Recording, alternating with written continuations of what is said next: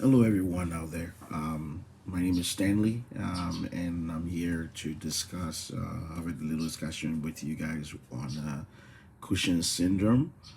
Um, as you can see, I would like to start off by discussing what it's all about, basically the symptoms and then the cause. Um, as you can see, I've indicated that it's a second disorder. So there are actually two disorders, and then 90% of the disorder is made up of is called the Cushing's syndrome, and then 10% is just the Cushing's disease, which we shall get into that. So the Cushing syndrome is a second disorder, and it's basically when there's too much cortisol in the blood, excess cortisol in the blood, and when that happens, it disrupts homeostasis.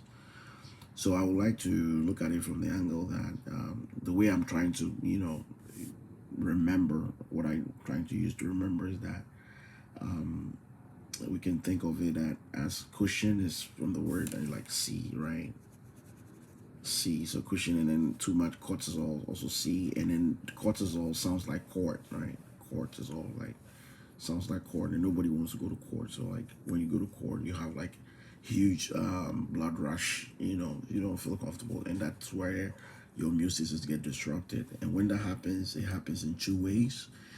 Like I already said, the 10% of the time it's called the Cushing's disease, and that one is rather the short-term course, and then 90% of the time it's called the Cushing's syndrome. It's a long-term course, and that accounts for about 90%. However, the symptoms are the same. Those symptoms are the same, and since the focus is on Cushing's syndrome, the symptoms are the same, and then it has multiple effects in the metabolism. Um, and basically, what happens is that when there's too much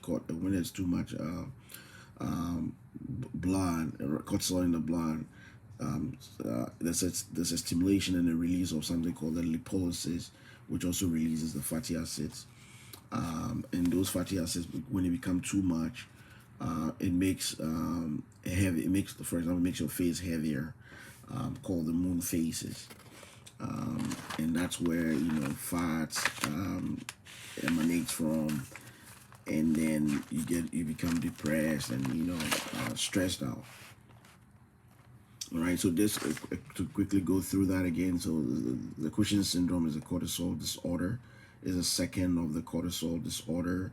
Is 90% of cortisol disorders. Excess in cortisol in the blood, and it's a long-term cause. Multiple effects on the metabolism. Like I said, cortisol is released. Cortisol is the hormone that is actually released, and then the lipolysis also releases the fatty acids, and the fatty acids are released from the upper and lower limbs, and then they become slim, and then those fatty acids are also released into the adipose tissue around the trunk, and then the fatty acids are deposited, like I said, in the adipose tissue, and those fat deposits around the trunk makes the face heavier, and then it's usually called the moon, like the moon faces, something like that. So I would like to so when you look at the type of organs that are related in the endocrine that are related to this particular disorder is that we have the glucocorticoids. That's a huge one. Glucocorticoids, and the cortisol, the ACTH, the CRH. Those are the hormones that are released. But in terms of the organs, you have the adrenal gland, you have the adrenal cortex, and then the superior portion of the kidney, is part of the organ that is contributes to that, related to the. I'm sorry, I think I lost words from there. But those are the organs, the endocrine organs that are related to the disorder that we are discussing, which is the Cushing's syndrome. And primarily, there's something called the HPA axis control, and this is what regulates cortisol synthesis. It before before there'll be a disorder or before anything will happen. The norm the This is what happens. This is the normal pathway, and it can be broken down into three tiers. There's a first tier, there's a second tier, and then there's a third tier.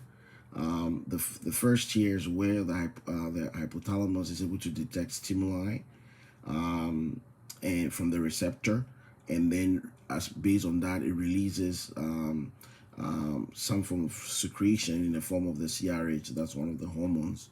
The corticosteroid release hormone is released from the first tier, and then in the second tier, the anterior pituitary also secretes the ACTH, and then in the third tier, the adrenal cortex, the organ adrenal cortex also secretes the cortisol, and those three collectively form what is called the HPA axis control. And this is the normal pathway. So what happens is that if three tiers, if they don't actually function better, then what happens is that it can lead to the Cushing's disease, and then in the long term can result in the Cushing's syndrome. So I have a little chart here that kind of depicts what we just discussed. It has so like we said, the first tier you can see from the diagram right here. This is the first tier, and the second and the third they make up the HPA axis. But prior to these three tiers, there's a receptor. Like I said, the hypothalamus has to actually detect a stimuli from a receptor, and these occur in the early hours of the morning. All right, they occur in the early hours of the morning, and then the hypothalamus secretes based on the regulation. If the homeostasis is out of order, or out of the control point, the hypothalamus will secrete the CRH, the corticosteroids releasing hormone, and then the anterior pituitary also will secrete the ACTH, and then the adrenal cortex also will secrete the cortisol. Now, the effect of these process or these three tiers is that there's something called the gluconeogenesis is stimulated in the liver from the third tier, and then what happens is that there's also a release of amino acids from muscle tissue, and then there's also a release of fatty acids from adipose tissue, and those three help determine the increase in availability of fuel molecules. That is more fuel that is actually needed. So basically, if for example, if you're running and you're making use of glucose, and you run out of your glucose, next thing is for fatty acids to be released, for you to have more fuel to continue going. And then that's where the inflammatory response, after these three, you have the inflammatory response right there.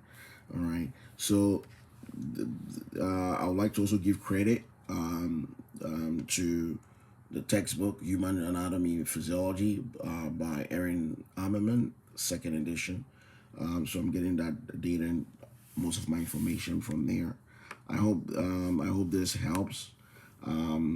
This is the little I can share about the Cushing's syndrome. Thank you. Talk to you later. Bye.